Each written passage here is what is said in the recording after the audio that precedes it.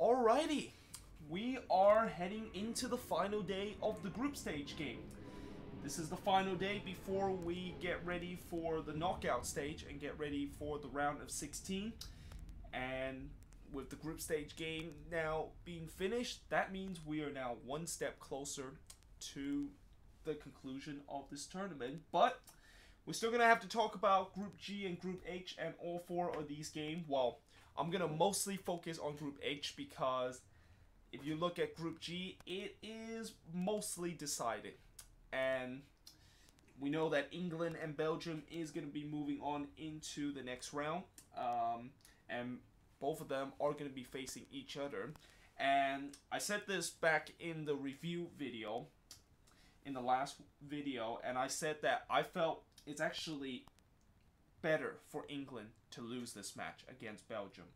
And as crazy as this sounds, and as much as tomorrow I'm actually gonna be wearing a Belgium shirt and gonna root against England, even though I am of course an England supporter. The reason why I think I want England to lose this one is that if they finish second in the group, they will go to the lower bracket. And if you look at the bracket right now in the knockout stage, the upper bracket is absolutely stacked. Like, it is so stacked that you have teams like France versus Argentina and Mexico versus Brazil in the round of 16. I mean, that is just insane of how there is just so many good teams facing off each other. And I didn't even mention that Uruguay is playing against Portugal in the upper bracket too. I mean, it is an insane kind of upper bracket it is. And if England win this group, you know, they will get the easiest team in the round of 16 in that upper bracket. But they are potentially going to have to face either Brazil or Mexico in the next round. And both of those teams are not easy teams. And if they go into the lower bracket, depending on who we're going to get second place here or first place here, hopefully this will stay the same. And I'm praying that Colombia does not finish first place, so that might be a tougher game for us. But if you look at after that, and the next team we're going to be playing, I think we're going to be playing either Switzerland or Sweden. And those are the team that is more manageable to win. And I don't think we're going to get a tough opponent in the lower bracket until we potentially could be bumping into Spain in the semifinal. I mean, it makes so much more sense for England to win this whole tournament, and the whole "it's coming home" kind of campaign that England seems to be going through, and kind of is a campaign for us to potentially win the World Cup. The easiest ways to do that is just go through the lower bracket and play the easy team, and when you get to the final, we'll see what happens.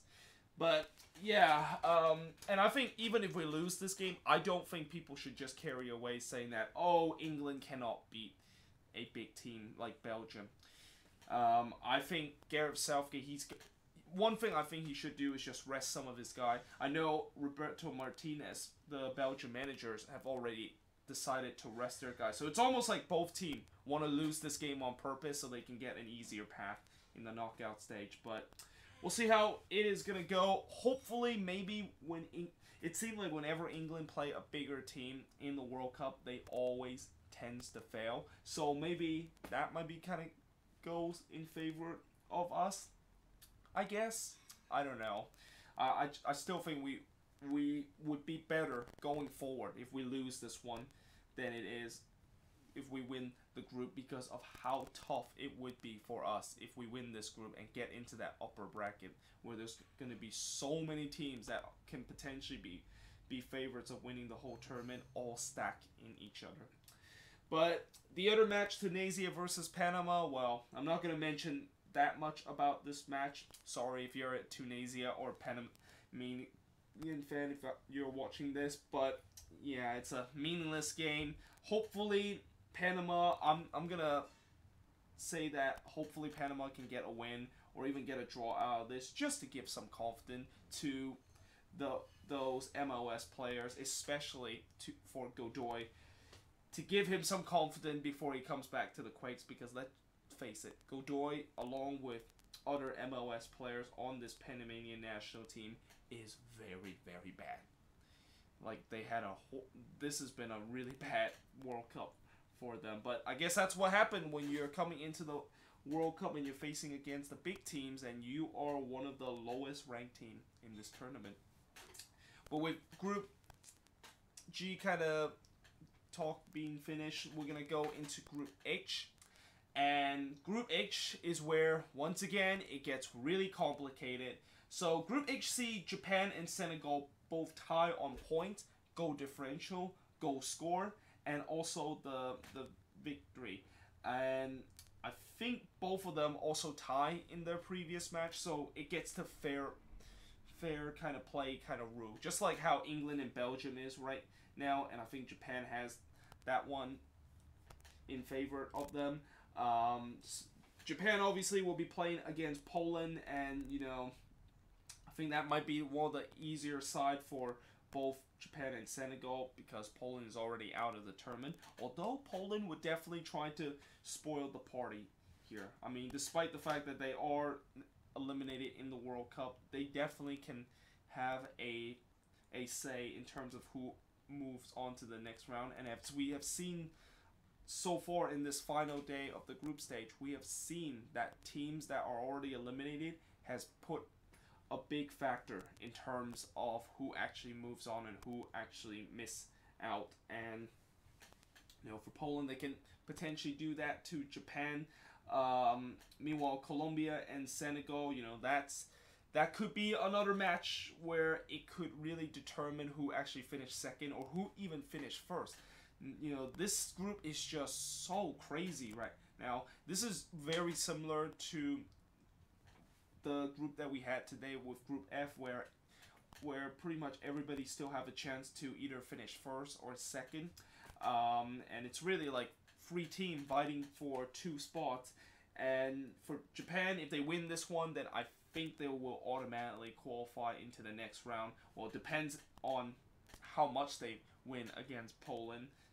And if Senegal does beat Colombia, that means that it will look at goal differential, and if Senegal score more goals against Colombia in that win, then they will finish top.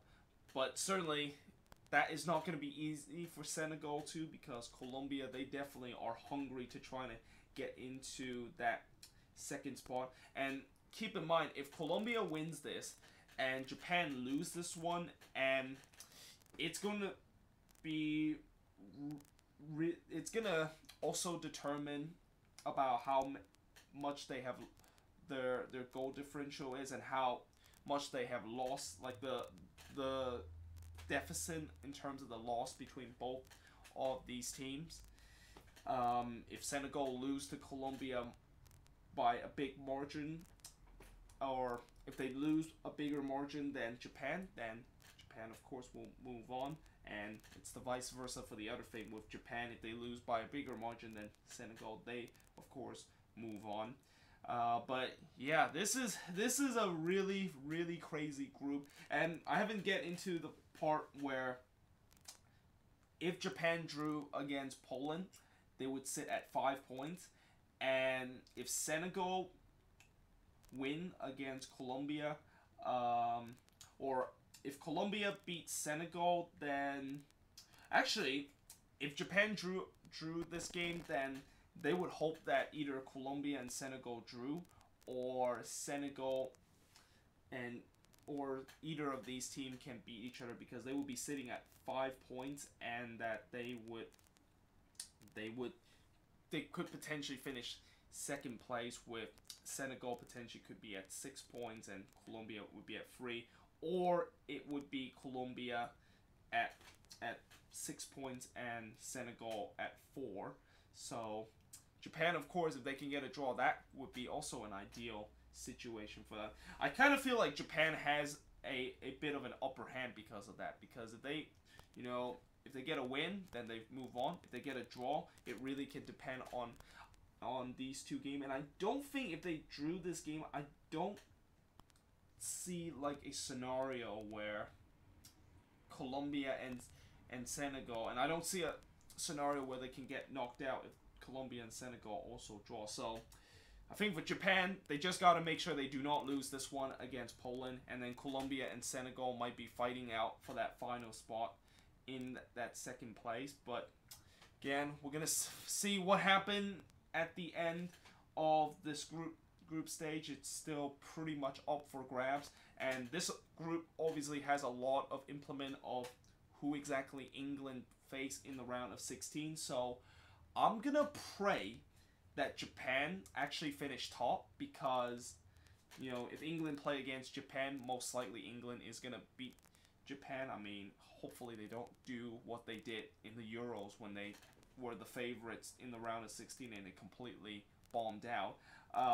You know, if they play Senegal, Senegal is another team that I think should be fairly easy, although I think Senegal definitely has some talented player on their team that can break down this English back line. And, you know, if they play Colombia, that's going to be definitely much tougher, and probably the